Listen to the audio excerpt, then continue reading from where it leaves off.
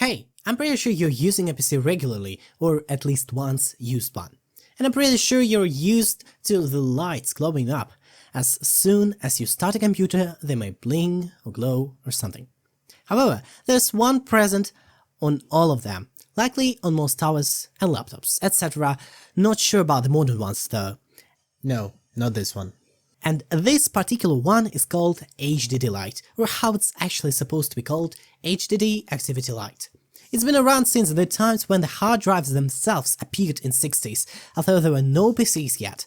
They've been here all this time, and while they sometimes might bring some kind of beauty to the design itself, it's still unclear why they keep adding it to motherboards and devices. So what did it even first appear for, and why they're still kind of thing? Let's find out. My name is mxbdk, and let's learn a bit more about this tiny thing.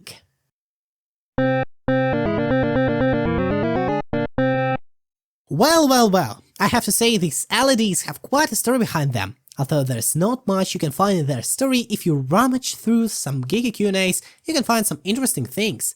First of all, let me introduce you to these. Those are old rusty IBM 350 RAMAC computers, appearing in 1957, that used the same way of storing data, on disks. Their rough volume was about 3.75 megabytes, and basically those guys were only at about, I guess, 1 ton of weight.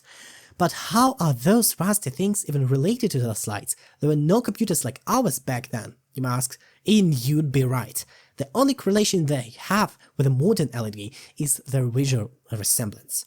But as those monstrosities became smaller, faster, and, the most important, cheaper enough to be used in PCs, there came users, ruthless and new to the entire idea of this whole PC thing. See, back in the times when the disks started to appear in PCs and the literal size was about 20 megabytes, they were quite slow and fragile, and it's important to mention that some operations were quite slow, in fact, most of them. For ones who developed software or disks themselves, if we're speaking about a pre-PC area, besides that light, there were no clear indication if the disk is just barely giving out the needed information or it got caught up in an endless loop and you suck at programming. Moreover, they were fragile enough that turning off power during reading or writing data is enough to render the disk unusable.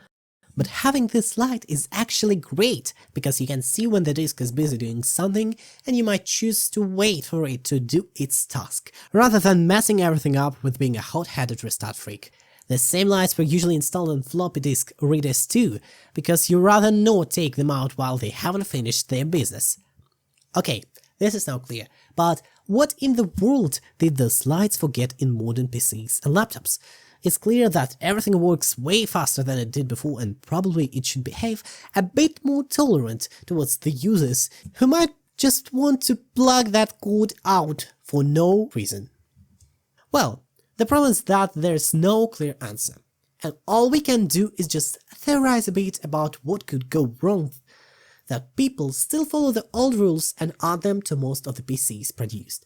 The first theory is that it's still sometimes usable.